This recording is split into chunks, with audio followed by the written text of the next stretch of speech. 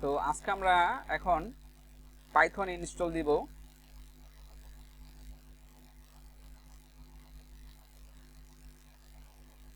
Microsoft স্টোরে যাব।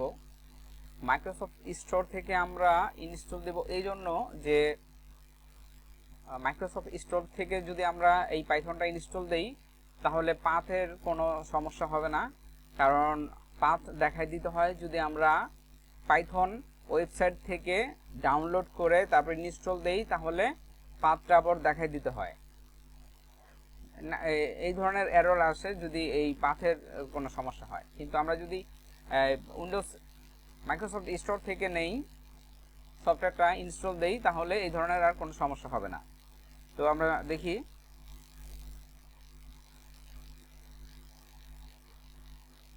Python, এই যে এখানে অনেকগুলো ভার্সন আছে, আমরা লাস্ট ভার্সনটাই নেই, ইনস্টল দেব।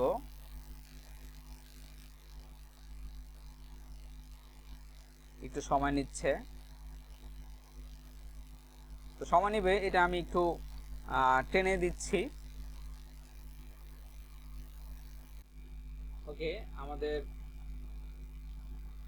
এটা ইনস্টল হয়ে গেছে পাইথন 3.8।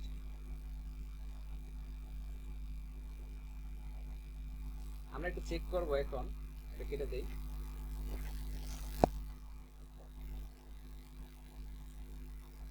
সিম নিতে গেলেই হবে।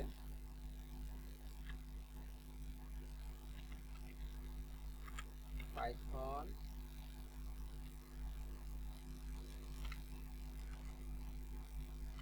ভার্সন, এই যে চলে আসছে পাইথন 3.8.10। ওকে, তাহলে আমাদের পাইথন ইনস্টল হয়ে গেছে। তো আমরা এটা ইনস্টল করলাম এটার উদ্দেশ্যে যে আমরা পাইথন দিয়ে সফটওয়্যার ডেভেলপমেন্ট করব। আমরা পাইথন দিয়ে অ্যাপস তৈরি করব পাইথন কেবি দিয়ে। তো চলুন এখন আমরা কিভিটা ইনস্টল দেই। তার জন্য আমাদের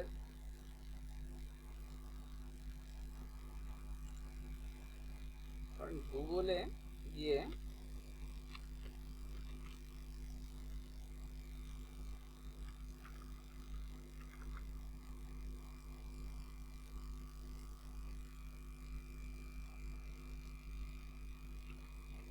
কিভি ওআরজি লিখলেই হবে। আমরা টপে যাব, ডকুমেন্টেশনে, তারপর ইনস্টলিং কিভি, তারপর নিচে আসলে হবে কিভাবে এটা ইনস্টল দিব। Set up terminal and pipe. তো আমাদের এইটা কপি করে নিয়ে আসতে হবে, এটা সেট আপ দিব।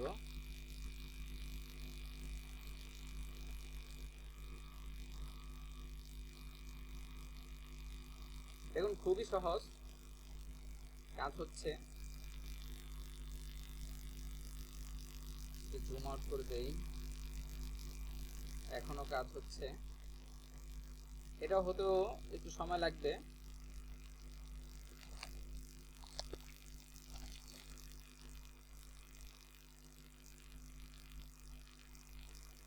এটাও হয়ে গেছে। তো আমরা পাইপ চেক দেই, যেটা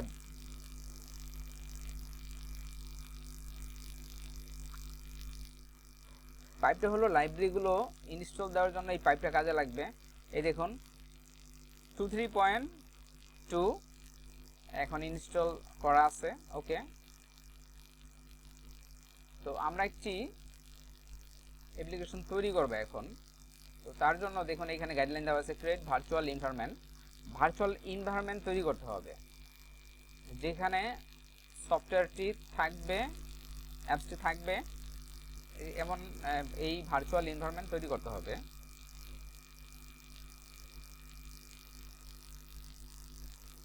এই লেখছে create the virtual environment name KV in your current directory. তো আমাদের কারেন্ট ডাইরেক্টরিতে এটা তৈরি করব। তো আমরা একটা ফোল্ডার তৈরি করি, আমি ফোল্ডারের পাশে আগেই চলে আসছি, এখন এখানে নাম দিব। আচ্ছা, এইটা জাস্ট কপি করব, কপি করে সিএমডিতে নিব। আচ্ছা, আমরা একটা ক্লিয়ার সিএমডি ওপেন করি।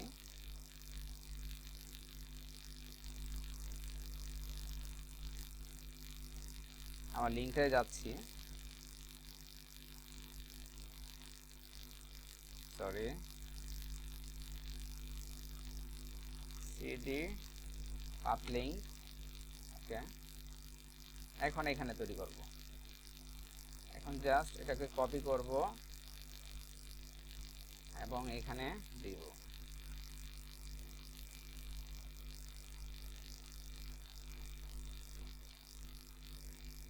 কিবি ভার্চুয়াল এনভায়রনমেন্ট এখন তৈরি হচ্ছে। ওকে, আমরা লিঙ্কে ফোল্ডারটায় গিয়ে দেখি তৈরি হলো কিনা। এই যে দেখুন তৈরি হয়েছে। তো এটার মধ্যে অনেকগুলো ফাইল তৈরি হয়েছে। তখন এটাই আমাদের একটা অ্যাপ্লিকেশন। তো এটাকে আমরা রান করব পরের ভিডিওতে।